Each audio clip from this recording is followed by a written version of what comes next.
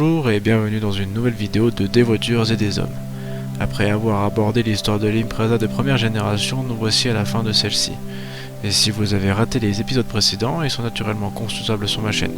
Je vous invite d'ailleurs à vous abonner pour de nouvelles vidéos chaque semaine.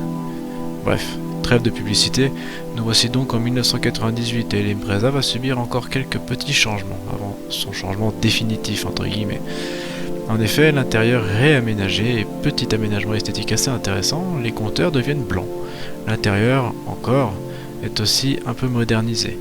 Niveau extérieur, la GT98 se part d'un énorme aileron à l'arrière et ce fut à peu près tout, niveau esthétique.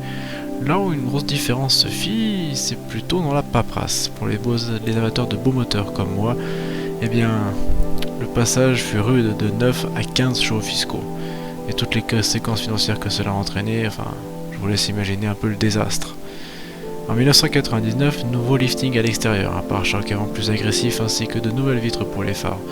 Tout ceci est bien joli, mais la grosse différence par rapport au millésime précédent, ce fut surtout un nouveau système de freinage à l'avant avec des étriers 4 pistons, des disques majorés et surtout l'apparition de jantes en 16 pouces. Tout ceci naturellement améliore grandement le freinage, mais également la tenue de route.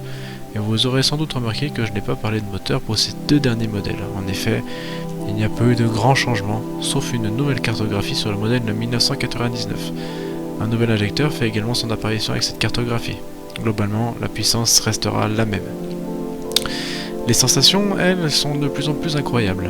Le moteur est génial, oui, mais la tenue de route, elle, devient carrément fabuleuse. Enfin, la dernière Impreza de première génération sortie en 2000, d'où son nom, la GT 2000. Les différences avec la version précédente sont les suivantes, les poignées de porte sont un peu différentes. Voilà. Donc vous saurez qu'entre une GT 99 et une GT 2000, vous n'avez quasiment aucune différence. Puis, au tournant de ce millénaire vint le sacrilège ultime. Les fans de Subaru ont toujours adoré les phares de la GT Turbo, ces phares plats, un peu ce regard un petit peu asiatique si l'on veut. Ces phares qui vous regardaient droit dans les yeux. Et pour rester dans la continuité et satisfaire les fans de la marque japonaise décida donc de faire des phares ronds.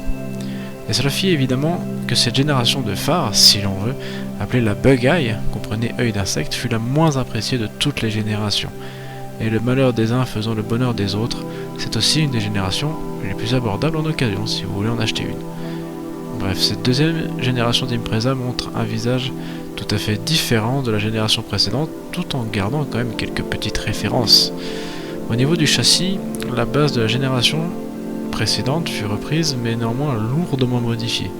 Alourdi de 200 kg, celui-ci fut beaucoup plus rigide que son prédécesseur, mais également beaucoup plus lourd. Cela eut pour conséquence d'améliorer encore la tenue de route, mais également la sécurité des utilisateurs de la voiture. Il était également à noter que la géométrie de la suspension fut modifiée pour la rendre plus rigide, pour le rallye, évidemment. Niveau intérieur, tout fut quasiment changé par rapport à la génération précédente, avec une console centrale complètement repensée. Les sièges de série ne sont plus forcément des sièges baquets, même dans les versions sportives, mais sont pour autant extrêmement confortables et vous tiennent bien lorsque vous effectuez des virages à haute vitesse. Bref, maintenant, parlons du plus intéressant, le moteur. L'Impreza 2 fut équipé de 8 moteurs au total. Vous aviez des moteurs atmosphériques avec un 1,6 litre de 95 chevaux ainsi que deux moteurs de 2 litres à 125 chevaux. De vrais veaux sur pattes, mais des veaux qui grimpent littéralement partout. Et dans ce qui nous intéresse, vous aviez d'abord la version de 218 chevaux issue de la GT Turbo. Pensez que ça passe de 217 à 218 chevaux, quel changement! Celui-ci, pour autant, fut retravaillé pour être homologué au niveau des normes anti-pollution. Un troisième pot catalytique vint faire beaucoup de mal aux performances de ce modèle. Sachant que la puissance du moteur n'avait pas vraiment évolué, mais que le poids, lui, avait évolué, et en mal, la sportivité s'en ressentit malheureusement. Néanmoins, il faut quand même penser que le 0 à 100 était effectué en 6 secondes 2. Pas mal quand même, hein. Malheureusement, pour aujourd'hui, ça sera tout. Le temps me manque malheureusement, mais la passion, rassurez-vous, est intacte. La semaine prochaine, nous continuerons d'aborder la version un peu sportive de cette première phase de la Impreza 2, en parlant notamment de la version un peu plus puissante, vous savez, celle qui finit par STI. Nous parlerons aussi prix, occasion, palmarès et achat pour ceux qui voudraient peut-être un jour en acheter une. En attendant, j'espère que la vidéo, même si elle est très courte et assez vide, vous aura quand même plu et que vous vous abonnerez à ma petite chaîne. Et en attendant vendredi prochain, je vous souhaite une bonne semaine. Allez, ciao!